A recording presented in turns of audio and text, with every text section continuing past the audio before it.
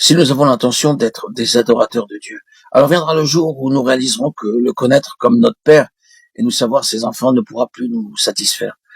Nous devrons connaître Dieu comme Dieu et nous-mêmes comme ses serviteurs. À moins que cette révélation ne nous saisisse, nous ne pourrons pas l'adorer en vérité. Ce n'est qu'en allant vers lui comme Dieu que nous pourrons vraiment nous courber devant lui. Ce n'est pas avant d'avoir réalisé que nous sommes ses sujets. C'est cette prise de conscience qui nous permet de l'adorer. Mais ce n'est pas tout. Une telle vision de Dieu ne nous fait pas seulement tomber devant sa face. Elle nous conduit à reconnaître ses voies, à les accepter. Les Écritures nous montrent qu'on ne peut connaître Dieu que par révélation. Elles nous montrent aussi que c'est seulement en lui étant assujettis que nous commençons à connaître ses voies. Que sont-elles les voies de Dieu? Eh bien, ses voies sont ses méthodes pour accomplir ce qu'il a décidé de faire. Et en ce qui nous concerne, c'est la manière dont il nous traite pour accomplir son dessein envers nous. Ses voies sont plus élevées que nos voies et ne laissent aucune place à notre choix. Il agit avec telle personne de telle manière et avec telle autre de telle autre manière, faisant toujours ce qu'il estime être le meilleur. Ses voies sont la méthode qu'il adopte pour accomplir lui-même, pour nous,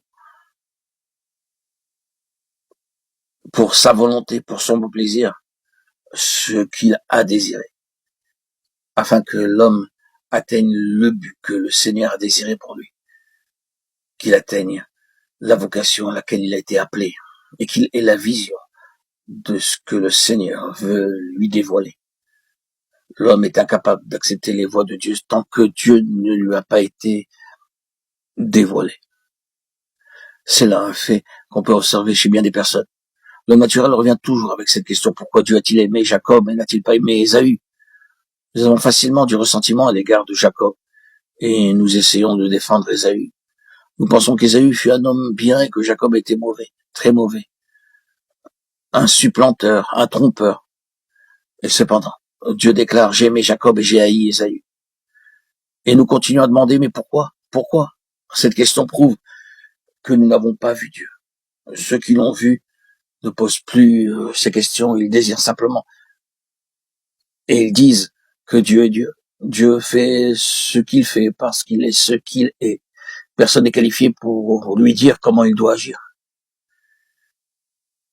Qui a été son conseiller? Les voies de Dieu sont l'expression de son choix. Elles sont la manifestation de son désir. Ce qu'il a résolu de faire, il le fait de manière à atteindre son but.